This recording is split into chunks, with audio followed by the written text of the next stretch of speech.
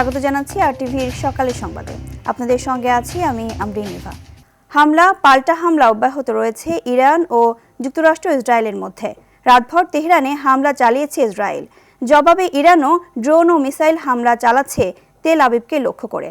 এদিকে মার্কিন সিনেটে যুদ্ধ বন্ধের দাবিতে উত্থাপন করা দ্বিপক্ষীয় প্রস্তাবের বিপক্ষে মত দিয়েছেন অধিকাংশ সিনেটররা। ফলে এখনই যুদ্ধ বন্ধে বাধ্য হচ্ছে না ট্রাম্প। বিস্তারিত আব্দুল মালিকের রিপোর্টে। শনিবার ইরানে হামলার মধ্য দিয়ে শুরু হওয়া সংঘাত চলছে পুরোদমে। বৃহস্পতিবার রাতভরও রাজধানী তেহরান সহ ইরানের বেশ কয়েকটি শহরে ব্যাপক হামলা চালিয়েছে ইসরায়েল ও যুক্তরাষ্ট্র। হামলা চালাচ্ছে হাসপাতাল, স্কুল, ঘরবাড়ি, বাজার সহ বেসামরিক স্থাপনায়ও। এখন পর্যন্ত 33টি বেসামরিক স্থাপনায় হামলা চালিয়েছে বলে অভিযোগ করছে তেহরান। চলমান সংঘাতে দেশটিতে মৃতের সংখ্যা ছাড়িয়েছে হাজারেরও বেশি, আহত হয়েছে আরও 6,000-এর বেশি। বিপরীতে পাল্টা হামলা অব্যাহত রেখেছে তেহরানও। দেশটির বিপ্লবী গার্ড জানিয়েছে এরই মধ্যে 17 ও 18 দফার হামলা চালিয়েছে তারা। নতুন করে ইসরায়েলের বেন গুরিয়ন আন্তর্জাতিক বিমানবন্দর সহ বেশ কিছু উন্নত রাডার সিস্টেমকে সফলভাবে নিশানাও করেছে বলে দাবি করছে ইরান। অন্যদিকে মার্কিন সিনেটের সংখ্যাগরিষ্ঠ সদস্য প্রেসিডেন্ট ডোনাল্ড ট্রাম্পের ইরান অভিযানের পক্ষে সমর্থন জানিয়েছে। ইরানের বিরুদ্ধে যে কোনো সামরিক পদক্ষেপের জন্য কংগ্রেসের অনুমোদনের বাধ্যবাধকতা চেয়ে আনা একটি প্রস্তাব নাকচ করে দিয়েছে সিনেট। 100 সদস্যের মধ্যে প্রস্তাবটির বিপক্ষে 52 জন আর পক্ষে ভোট দিয়েছে 47 জন। এর আগে বুধবার ভারত মহাসাগরে মার্কিন সামরিক বাহিনীর সাবমেরিন হামলায় ডুবে গেছে ইরানি এক যুদ্ধজাহাজ। এই ঘটনায় অন্তত 87 জনের মরদেহ উদ্ধার করা হয়েছে। এছাড়া নিখোঁজ রয়েছে আরও অনেকেই। শ্রীলঙ্কার নৌবাহিনী জানিয়েছে ডুবতে থাকা জাহাজ থেকে তারা 32 জনকে জীবিত উদ্ধার করেছে। সংঘাত চলছে লেবাননেও। ইসরায়েলি হামলায় দেশটিতে নিহত হয়েছে অর্ধশতাধিক। লেবাননের সীমান্তবর্তী অন্তত 6টি অঞ্চলে প্রবেশের দাবিও করেছে ইসরায়েলি সেনাবাহিনী। অপরদিকে তেল আবিবের দক্ষিণ পূর্বে অবস্থিত ইসরায়েলি সেনাঘাঁটি লক্ষ্য করে একের পর এক ড্রোন হামলা চালিয়েছে লেবাননের সশস্ত্র গোষ্ঠী হিজবুল্লাহ। তবে সেগুলোর বেশিরভাগই ভূপাতিত করার দাবি করেছে ইসরায়েল। আব্দুল মালেক, আরটিভি। ইরান কূটনীতির মাধ্যমে সংঘাত এড়ানোর চেষ্টা করলেও যুক্তরাষ্ট্র ও ইসরায়েলের হামলার পর পাল্টা আঘাত ছাড়া আর কোনো পথই খোলা ছিল না, এমন মন্তব্য করেছেন দেশটির প্রেসিডেন্ট মাসুদ পেজেশকিয়ান। বুধবার সামাজিক মাধ্যমে এক পোস্টে এই মন্তব্য করেন তিনি। এর সঙ্গে মধ্যপ্রাচ্যের দেশগুলোর প্রতি ইরানের শ্রদ্ধাশীল অবস্থানের কথাও উল্লেখ করেন তিনি। এদিকে হোয়াইট হাউস বলছে হামলার আগে ইরানকে বেশ কিছু প্রস্তাব দিয়েছিল যুক্তরাষ্ট্র, তবে তেহরান প্রত্যাখ্যান করায় অভিযান চালানো হয় দেশটিতে। অন্যদিকে চলমান সংঘাতে ইরানের বিরুদ্ধে হামলায় অংশ না নেওয়ার কথা জানিয়েছে জার্মানি। জাতীয় সংসদের ডেপুটি স্পিকার নিয়ে চলছে নাটকীয়তা। প্রতিশ্রুতি অনুযায়ী জামায়াতকে পদটি নিতে প্রস্তাব দিয়েছে বিএনপি, তবে গো ধরেছে জামায়াত, জুড়ে দিয়েছে শর্ত। বিশেষজ্ঞরা বলছেন বিএনপির এ প্রস্তাব ইতিহাসে এক নতুন মাত্রা যোগ করেছে। জবাবদিহিমূলক সংসদের জন্য জামায়াতে তার গ্রহণ করা উচিত বলেও মত তাদের। আর জানাচ্ছেন শামীম চৌধুরী। ফ্যাসিবাদের পতনের পর দীর্ঘদিন ফাঁকা সংসদ, প্রায় 2 বছর পর প্রাণ ফিরছে জাতীয় সংসদে। আগামী 12 মার্চ শুরু হতে যাচ্ছে ত্রয়োদশ জাতীয় সংসদের প্রথম অধিবেশন। শুরু হতে যাওয়া এ সংসদে কে হচ্ছেন স্পিকার, এমন প্রশ্ন সামনে রেখে জুলাই জাতীয় সনদের সমঝোতার প্রতি সম্মান জানিয়ে ডেপুটি স্পিকার পদে বিরোধী দল থেকে নিয়োগ দেওয়া হবে বলে জানিয়েছে সরকারি দল বিএনপি। জুলাই জাতীয় সনদের যে সমঝোতা আমরা করেছি যে দুটো ডেপুটি স্পিকার পদ সৃজন হবে, তার মধ্যে একটা ডেপুটি স্পিকার পাবে। অবশ্য ওইভাবে বলা নাই, বলা আছে যে ডেপুটি স্পিকার একজন বিরোধী দল থেকে মনোনীত হবেন বা নির্বাচিত হবেন। সেটা আমরা এখনই অফার করেছি। নির্বাচনের আগে থেকেই ঐক্যের মাধ্যমে দেশকে এগিয়ে নেয়ার কথা বলে আসছে বিএনপি। প্রথমবারের মতো বিরোধী দল থেকে ডেপুটি স্পিকার নেয়ার ঘোষণাকে ইতিবাচক হিসেবে দেখছেন এই রাষ্ট্রবিজ্ঞানী। এবার বিএনপি একটি ব্যাপক সংখ্যাগরিষ্ঠতার ভিত্তিতে বিজয়ী হওয়ার পরও তারা কিন্তু এক ধরনের উদারতার দেখাচ্ছেন এবং এই যে পদটি দিতে চাইলেন যে ডেপুটি স্পিকার বিরোধী দল থেকে হবে, এটি হয়তো আগামী দিন আমরা দেখতে পারবো। সংসদে অনেক পরিবর্তন হবে এবং এই পরিবর্তনের সূচনা হতে পারে এই ডেপুটি স্পিকারের বিরোধী দল থেকে নিয়োগের মধ্য দিয়ে। তবে ভিন্ন কথা বলছে জামায়াত। জুলাই জাতীয় সনদ বাস্তবায়নের বাইরে গিয়ে ডেপুটি স্পিকারের পদ নেবে কিনা তা নিয়ে দোলাচলে দলটি। সংসদে তো অনেক বড় বিষয়, জাস্ট একজন ডেপুটি স্পিকার নেওয়া না নেওয়ার বিষয়টা নয়। যেহেতু জুলাই জাতীয় সনদের বিষয়টা মীমাংসিত হচ্ছে না। এটা যদি এটার অংশ হয়ে থাকে তাইলে একটা ডিসিশন এক ধরনের হবে, আর যদি এটা এই যে তাদের ম্যানিফেস্টোর আলোকে হয়ে থাকে তাহলে ডিসিশনটা স্বাভাবিকভাবে ভিন্ন হবে। তখন আদৌ নেবেন কিনা এটা ওনারা তখন চিন্তা করবেন। এই রাজনৈতিক বিশ্লেষক মনে করেন জুলাই সনদে ডেপুটি স্পিকারের বাইরেও অনেক বিষয় রয়েছে আলোচনার জন্য। জবাবদিহিমূলক ও প্রাণবন্ত সংসদের জন্য বিএনপির এই ইতিবাচক প্রস্তাব জামায়াতের গ্রহণ করা উচিত বলেও মত তার। জুলাই সনদ ছাড়াও এটা ইমপ্লিমেন্ট করা যায়। এখন জুলাই সনদে আরও একটা বড় প্যাকেজ আছে, আরও অনেকগুলো বিষয় আছে, এবং জুলাই সনদের ব্যাপারটি এখন সংসদে উপস্থাপন করা হবে, ওটারও নিষ্পত্তি হবে, এবং আমি মনে করি আরও আলোচনা হবে জুলাই সনদের ব্যাপারে। এটি একটি দিক। বাট যেই প্রস্তাবটি এখন দেয়া হয়েছে, আমি মনে করি বিরোধী দলের জায়গা থেকে এই প্রস্তাবটি গ্রহণ করা উচিত। কারণ আমরা সকলেই চাই একটি জবাবদিহিতা প্রতিষ্ঠা হোক, সুশাসন প্রতিষ্ঠা হোক, এবং রাজনৈতিক দলগুলোর মধ্যে একটা ঐক্য মেলবন্ধন তৈরি হোক। দ্বিধায় থাকলেও শেষ অবধি জামায়াতে প্রস্তাব গ্রহণ করবে নাকি জুলাই সনদ পূর্ণাঙ্গ বাস্তবায়ন নিয়ে সংসদে ঝড় তুলবে সেটি এখন দেখার বিষয়। শামীম চৌধুরী, RTV, ঢাকা। লম্বা ছুটি থাকায় ঈদযাত্রার স্বস্তির বার্তা হলেও রাজধানী ঢাকা থেকে বেরোনোর পথে যানজটের কাঁটা। ঢাকা ময়মনসিংহ মহাসড়কের কমপক্ষে 15টি পয়েন্টে তীব্র যানজটের আশঙ্কা করা হচ্ছে। ঈদের আগে এসব পয়েন্ট যানজট মুক্ত করতে না পারলে যাত্রী ভোগান্তি বাড়বে। ময়মনসিংহ থেকে মোজাম্মেল খোকনের পাঠানো তথ্যচিত্রে আরও জানাচ্ছেন লিওন আজাদ। ময়মনসিংহ নগরের পাটগুদাম ব্রিজ মোড়, বাইপাস মোড় ও মাস্টার বাড়ি সহ কমপক্ষে 15টি পয়েন্টে যানজটে ভোগান্তি পোহাতে হয় ঈদে ঘরমুখো যাত্রীদের। রাস্তা ভাঙাচোরা সহ মহাসড়কের দুই পাশে অবৈধ স্থাপনা থাকায় এবারও যানজটের আশঙ্কা করছেন পরিবহন চালকরা। ঈদের আগে রাস্তার দুই পাশে গড়ে তোলা অবৈধ স্থাপনা উচ্ছেদের পাশাপাশি 3 চাকার বাহন চলাচলে বিধি নিষেধ আনার দাবি দূরপাল্লার পরিবহন চালকদের। মন চাইতেছে গাড়ি ঘুরাই দিতেছে, মন চাইতেছে গাড়ি সামনে দিয়া ব্যারিকেড দিয়া যাত্রী উঠাইতেছে। অর্ধেক রাস্তা মনে করেন বাজার কাছাকাছি দিয়ে বসছে, শুধু একটা গাড়ি যাওয়ার লাগা আপনার রাস্তা আছে। এদিকে 3 চাকার অটোরিকশা চালকরা বলছেন মহাসড়কে তাদের জন্য কোনো ধরনের যানজট হয় না, বরং বাস চালকরা যত্রতত্র যাত্রী ওঠানামা করায় সৃষ্টি হয় যানজটের। আমাদের কারণে যানজট হয় না, মূলত যানজট হচ্ছে বাসের কারণে। কারণ বাস নির্দিষ্ট জায়গায় কখনো দাঁড় করে যাত্রী উঠায় না, কারণ তারা যেই জায়গায় সুযোগ পাচ্ছে ওই জায়গায় দাঁড় করে যাত্রী উঠাচ্ছে। ঈদ যাত্রা নির্বিঘ্ন করতে মহাসড়কের দুই পাশে অবৈধ বাজার উচ্ছেদের কথা জানিয়েছেন সড়ক ও জনপদ বিভাগ। আমরা ঢাকা ময়মনসিংহ জাতীয় মহাসড়কে যে বাজারসমূহ আমাদের উচ্ছেদ প্রয়োজন, এই বিশেষ করে বালুগাঁও উপজেলা এবং ত্রিশাল উপজেলা এবং সদর উপজেলা, এই উপজেলা ইউনো মহোদয়দের সাথে যোগাযোগ করে আমরা দ্রুততম সময়ের মাঝে উচ্ছেদ কার্যক্রমটা সম্পন্ন করবো ইনশাআল্লাহ। আর ট্রাফিক ব্যবস্থা ঢেলে সাজানোর কথা জানান জেলা পুলিশ সুপার। ঈদে ঘরমুখী মানুষের ভিড় থাকে, সেই ঈদে যাত্রী ভোগান্তি লাঘবের জন্য আমাদের বেশ কিছু নিরাপত্তা কার্যক্রম আমরা ইতিমধ্যে গ্রহণ করেছি, এটি ডিপ্লয়মেন্ট হওয়ার অপেক্ষায় আছে।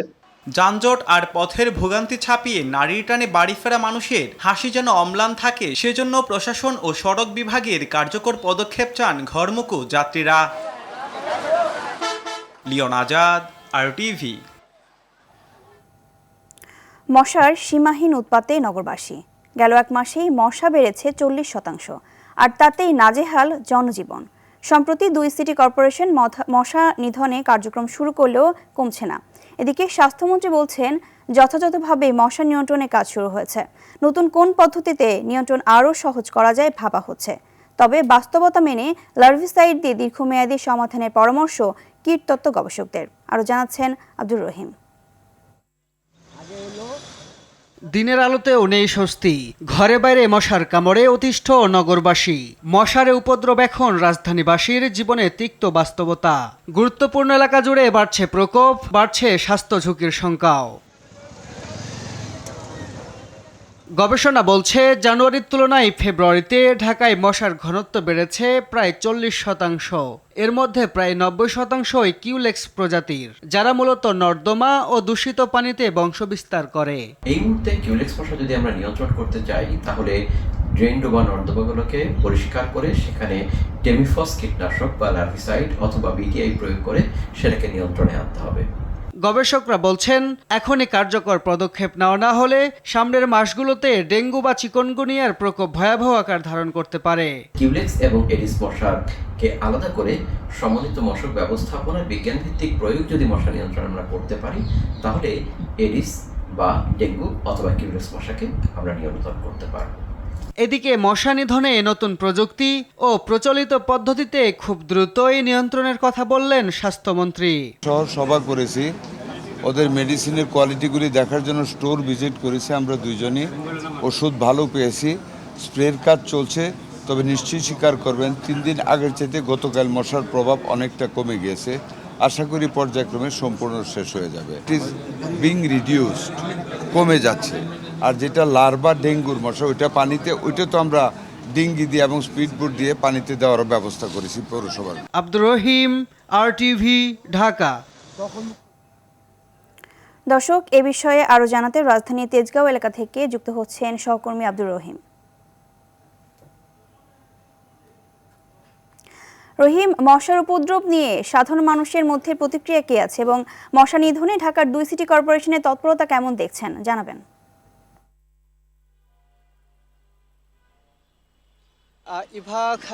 গত কয়েক মাসের ব্যবধানে কিন্তু মশার উপদ্রব বেড়েছে নগর জুড়ে এবং 2 সিটি কর্পোরেশনের প্রশাসকরা গত কয়েকদিন আগে দায়িত্ব নেওয়ার পরে তারা মশা নিধনের জন্য জোর দিয়েছেন এবং তারা গত 3 দিন আগে কিন্তু ওয়ার্ড ভিত্তিক মশা নিধনের কার্যক্রম চালু করেছেন। এছাড়াও নতুন স্বাস্থ্যমন্ত্রী তিনি কিন্তু ঘোষণা দিয়েছেন যে অতি দ্রুত সময়ের মধ্যে মশা নিধন কার্যকর করা হবে এবং তারই ধারাবাহিকতায় কিন্তু আমরা দেখেছি মাঠ পর্যায়ে গত কয়েকদিনে মশা নিধনের চেষ্টা শুরু হয়েছে এবং বিশেষভাবে বর্তমান সময়ে কিউলেক্স মশার উপদ্রবটা বেড়েছে। যে মশা শীত পরবর্তী সময়ে কিন্তু বাড়ে এই মশার প্রাদুর্ভাব, যে মশার প্রাদুর্ভাবে কিন্তু ফাইলেরিয়া থেকে বিভিন্ন রোগ হওয়ার সম্ভাবনা রয়েছে বলে বিশেষজ্ঞরা জানিয়েছেন। এবং আরেকটি তথ্য জানিয়ে রাখতে চাই, গত ফেব্রুয়ারি মাসের যেই গবেষণা জাহাঙ্গীরনগর ইউনিভার্সিটির একজন অধ্যাপক গবেষণার যে তথ্য জানিয়েছেন যে 40% মশার উপদ্রব কিন্তু গত ফেব্রুয়ারি মাসে বৃদ্ধি পেয়েছে।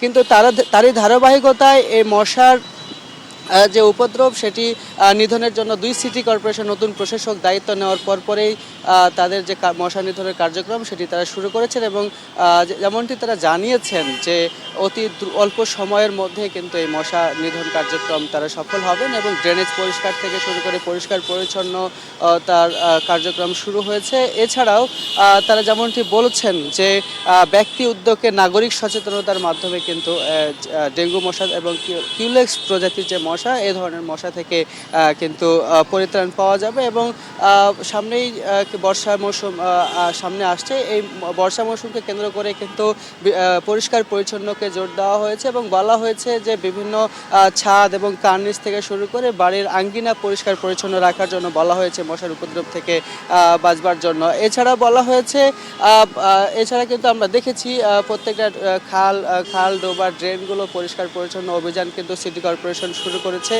এবং যে সরকারের বিভিন্ন স্তরের প্রশাসকরা কিন্তু তারা মাঠ পর্যায়ে নেমেছেন এবং মশা নিধনের কার্যক্রম তারা চালিয়েছেন এবং জনসচেতনতা কিন্তু তারা বৃদ্ধির কথা বলছেন বারবার।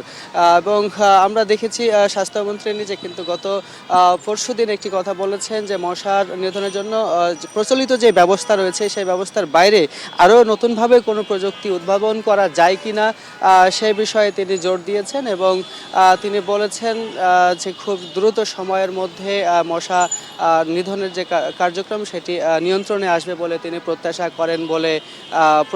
করেন। তো এই ছিল আমার কাছে হাতিঝিল এলাকা থেকে সর্বশেষ। ধন্যবাদ আপনাকে। খুলনা নগরীর ডাকবাংলো মোড়ে প্রকাশ্যে কুপিয়ে ও গুলি করে মাসুম বিল্লাহ নামে এক শ্রমিক নেতাকে হত্যা করেছে দুর্বৃত্তরা। বুধবার রাতে তাকে হত্যা শেষে পালানোর সময় অস্ত্রসহ আশোক নামে একজনকে আটক করেছে পুলিশ। নিহত মাসুম রূপসা উপজেলার বাগমারা গ্রামের বাসিন্দা। তিনি রূপসা মোটর শ্রমিক ইউনিয়নের সাবেক সভাপতি এবং উপজেলা শ্রমিক দলের আহ্বায়ক ছিলেন। এদিকে কিশোরগঞ্জের ভৈরবে নিখোঁজের 3 দিন পর আলমগীর হোসেন নামে এক ব্যাংক কর্মকর্তার মরদেহ উদ্ধার করেছে পুলিশ। বুধবার রাতে উপজেলার কালিকাপ্রাসাদ এলাকা থেকে তার মরদেহ উদ্ধার করা হয়। তার বাড়ি হবিগঞ্জে। স্থানীয় জনতা ব্যাংকে কর্মরত ছিলেন তিনি। মুন্সিগঞ্জে টঙ্গী বাড়িতে বিদ্যুৎ সংযোগ বিচ্ছিন্ন করে টর্চ লাইট জ্বালিয়ে দুপক্ষের মধ্যে সংঘর্ষ, ভাঙচুর ও ককটেল বিস্ফোরণের ঘটনা ঘটেছে। বুধবার রাত 11:30টার দিকে উপজেলার পুলিন্দার পাড় এলাকায় এই ঘটনা ঘটে।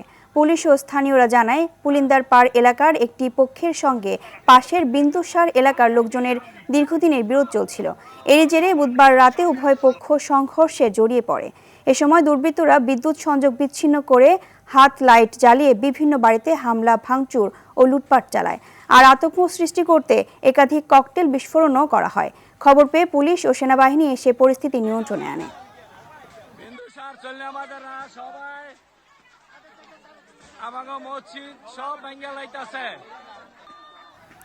রমজানের ছুটিতে পঞ্চগড়ের স্কুলগুলোতে অবাধে চলছে কোচিং বাণিজ্য। প্রশাসনের ছাড়পত্র বা নির্দেশনা ছাড়াই এসব কোচিং পরিচালনা করছেন শিক্ষকরা, যেখানে শ্রেণীকক্ষের পাশাপাশি ব্যবহার করা হচ্ছে বিদ্যালয়ের লাইট, ফ্যান। সংশ্লিষ্টরা বলছেন, এমন প্রকাশ্য কোচিং বাণিজ্য মানসম্মত ও যুগোপযোগী শিক্ষা ব্যবস্থার পরিপন্থী। পঞ্চগড় প্রতিনিধি মোহাম্মদ হারুন রশিদের পাঠানো তথ্যচিত্রে আরও জানাচ্ছেন সুলেমান কবির। পবিত্র রমজানে সরকারি আদেশে সারা দেশের মতো পঞ্চগড়েও সকল মাধ্যমিক বিদ্যালয় বন্ধ 28 মার্চ পর্যন্ত। তবে সরেজমিনে দেখা গেল ভিন্ন চিত্র। ছুটির মধ্যেও জেলার বিদ্যালয়গুলোতে দেখা মিলছে শিক্ষার্থীদের সরব উপস্থিতি। জেলা সদর উপজেলার জগদাল মাধ্যমিক উচ্চ বিদ্যালয় এবং জগদাল নূর আক্তার সরকারি দ্বিমুখী বালিকা উচ্চ বিদ্যালয়ে এভাবেই চলছে কোচিং বাণিজ্য। প্রতিদিন সকাল থেকে দুপুর পর্যন্ত চলে এই কার্যক্রম। ব্যবহার করা হয় বিদ্যালয়েরই শ্রেণীকক্ষ, বিদ্যুৎ ব্যবস্থা। অথচ মাস শেষে কোচিংয়ের টাকার পুরোটাই যায় সংশ্লিষ্ট শিক্ষকের পকেটে। আমরা অষ্টম শ্রেণীতে পড়ি, আমরা এখানে প্রাইভেট পড়তে আসি। ছুটি পরে আর যখন বন্ধ থাকে 11টা থেকে 12টা বা 12টা থেকে 1টা পর্যন্ত। সরকার যখন কোচিং নির্ভরতা কমিয়ে আনতে চাইছে, তখন কেন এমন কোচিং বাণিজ্য প্রশ্ন করলে সদুত্তর দিতে পারেননি শিক্ষকরা। প্রধান শিক্ষকের সাথে কথা বলা হয়েছে, উনি আমাদের প্রাইভেট পড়া এটা এলাও করেনি। উনি বলছে ছুটির পরে আপনারা প্রাইভেট পড়াবেন, যে যার মতো করে প্রাইভেট পড়াইতে পারেন। আপনারা যদি স্টুডেন্টদেরকে ভালো ক্লাসে পড়ান, তাহলে হয়তো যদি স্টুডেন্টরা মনে করে যে আমাদের আরও কিছু পড়ার প্রয়োজন আছে, ঘাটতি পূরণ করতে হবে, তাহলে আপনারা প্রাইভেট পড়াবেন। বিধি না মেনে বিদ্যালয় ভবনে কোচিং বাণিজ্য চালালে যথাযথ ব্যবস্থা নেওয়ার আশ্বাস সদর উপজেলা মাধ্যমিক শিক্ষা কর্মকর্তার। আপনাদের উত্থাপিত অভিযোগসমূহ যদি বিধিমালার পরিপন্থী হয়, অবশ্যই আমরা সে বিষয়ে ব্যবস্থা নিব। শ্রেণীকক্ষে শিক্ষকদের দায়বদ্ধতা আরও বাড়াতে দ্রুত কোচিং বাণিজ্য বন্ধ করার দাবি সচেতন মহলের। সুলাইমান কবির, RTV। পটুয়াখালীর গলাচিপায় আদানি ব্রিজের নিচে জমে থাকা মাটি ও নির্মাণ কাজে ব্যবহৃত খুঁটি অপসারণ না করায় ব্যাহত হচ্ছে খালের পানি চলাচল। দীর্ঘদিন ধরে জলাবদ্ধতা ও পানি দূষণে চরম ভোগান্তিতে পড়েছেন দুই পাড়ের বাসিন্দারা। পটুয়াখালীর রাঙ্গাবলী থেকে আয়ুব খানের পাঠানো তথ্যচিত্রে আরও জানাচ্ছেন আবরার মাহি। পটুয়াখালীর গজালিয়া খালের ওপর 2022 সালে এলজিইডির তত্ত্বাবধানে নির্মিত হয় আদানি ব্রিজ। নির্মাণ কাজের সময় ব্রিজের নিচে মাটি দিয়ে অস্থায়ী বাঁধ তৈরি করা হলেও কাজ শেষ হওয়ার পর সেই মাটি ও গাছের খুঁটি আর সরানো হয়নি। এতে খালের প্রায় 3 কিলোমিটার এলাকা জুড়ে পানি চলাচল বন্ধ হয়ে জমে রয়েছে কচুরিপানা। জলাবদ্ধতার কারণে দুর্গন্ধযুক্ত ও দূষিত হয়ে পড়েছে আশপাশ। বেড়েছে মশা মাছির উপদ্রব, দেখা দিয়েছে জনস্বাস্থ্য ঝুঁকিরও আশঙ্কা। তলে যে গাছ আসিল হেগুনো উড়ে নাই, কামের পর তারা চলে গেছে, এখন কচুরি নামে না, এই কারণে পানি দূষিত হয়ে গেছে। জোয়ার ভাটা পানি আসা যাওয়া করতে পারতেছে না, যার কারণে মানুষ অনেক কষ্ট হচ্ছে এবং পানি দূষিত হয়ে গেছে। পানি দিয়ে গরু বাছুর গোসল করানো যায় না, অনেক নোংরা হয়ে গেছে পানি ব্যবহার করতে পারতেছি না এবং গরু বাছুর গোসল ফসল আমরা করতে পারছি না, খুব দুর্ভোগ কষ্টে আমরা আছি। খাল যদি পরিষ্কার করা হয় তাহলে দুই পারের লোক যারা আছে তারা পানি ব্যবহার করতে পারবে। এ বিষয়ে দ্রুত ব্যবস্থা নেওয়ার আশ্বাস এ কর্মকর্তার। ঠিকাদারে এখনো আমাদের সিকিউরিটি টাকা আছে, আমরা আজকে আমি কথা বলে যেন ওই মাঝের ইয়েগুলো সরায় দেয় এবং জলাবদ্ধতা এটা দূর করার জন্য আমি পদক্ষেপ নিই। খালের স্বাভাবিক পানি প্রবাহ ফিরিয়ে আনতে দ্রুত আশ্বাস পূরণের দাবি স্থানীয়দের। আবরার মাহি, RTV। তরমুজ চাষে বাম্পার ফলনের আশা দেখছেন বরগুনার আমতলীর তরমুজ চাষিরা। গত বছরের তুলনায় এবছর ভালো ফলন হওয়ায় লাভের স্বপ্ন বুনছেন তারা। উপজেলা কৃষি সম্প্রসারণ অধিদপ্তর বলছে, লক্ষ্যমাত্রার চেয়ে জমিতে বেশি ফলন হওয়াতে কৃষকেরাও আশাবাদী। আবহাওয়া অনুকূলে থাকলে প্রায় 266 কোটি টাকার তরমুজ বিক্রির সম্ভাবনা রয়েছে। বরগুনার আমতলী সংবাদদাতার তথ্যচিত্রে আরও জানাচ্ছেন লামিয়া তানজিন মাহমুদ। বরগুনার আমতলীতে তরমুজ চাষের জন্য উপযোগী বেলে দোআঁশ মাটি থাকায় এখানে রসালো তরমুজ চাষ ভালো হয়। উপজেলার গুলিশাখালী, 18গাছিয়া, কুকুয়া, হলুদিয়া সহ 7টি ইউনিয়নে তরমুজের ভালো ফলন হয়েছে। ফাল্গুন মাসের মাঝামাঝি থেকে বৈশাখের মাঝামাঝি পর্যন্ত তরমুজের মৌসুম। চলতি বছরে প্রাকৃতিক দুর্যোগ তেমন না থাকায় জেলার আমতলী উপজেলা কৃষি অফিস থেকে লক্ষ্যমাত্রা ধরা হয়েছিল 4249 হেক্টর জমির। তবে 60 হেক্টর জমি বাড়িয়ে 4309 হেক্টর জমিতে তরমুজ আবাদ করেন কৃষকেরা। হেক্টর প্রতি 6 থেকে 6.5 লাখ টাকার মতো বিক্রি করলে আবাদ করা জমি থেকে আনুমানিক তরমুজ বিক্রি দাঁড়ায় 266 কোটি টাকার মতো। ফলে লাভবান হওয়ার পাশাপাশি মৌসুমি ফল নিয়ে ব্যস্ত সময় কাটাচ্ছেন তরমুজ চাষি ও আড়তদাররা। 10 কেজি বেচা কিনে হয়েছে 38 লাখ টাকা, আরো 1,40,000 টাকা হওয়ার সম্ভাবনা আছে। স্কিনিতে আমরা লাভবান থাকি, আমরা 50 লাখ টাকা লাভবান। 5 লাখ টাকা খরচা করলে 25-30 লাখ টাকা লাভবান হয়। 20 কেজি জমিতে আমার 20 লাখ টাকা খরচা, আমি 70 লাখ টাকা বিক্রির আশাবাদী, আমি 38 লাখ টাকা বিক্রি করছি। আবহাওয়া অনুকূলে থাকলে সামনে আরো ভালো ফলন পাওয়ার সম্ভাবনা রয়েছে বলে জানান উপজেলা কৃষি সম্প্রসারণ কর্মকর্তা। কানি প্রতি 4 লাখ টাকা ধরে বাজারে দাম পাওয়া যাচ্ছে এবং কৃষকরা আগাম তরমুজ করে খুবই লাভবান হচ্ছে এবং এই অঞ্চলে বিশেষ করে তরমুজ একটি প্রমিজিং ফসল। সামনের দিনগুলোতে যদি আবহাওয়া অনুকূলে এবং সেচের সুবিধা যদি নিয়মিত করা যায় তাহলে তরমুজের আবাদ আরো বৃদ্ধি পাবে। লামিয়া তানজিন মাহমুদ, RTV। দর্শক, সকালের সংবাদ এ পর্যন্তই। পরবর্তী সংবাদ দুপুর 12টায় দেখার আমন্ত্রণ রইল। ধন্যবাদ সবাইকে।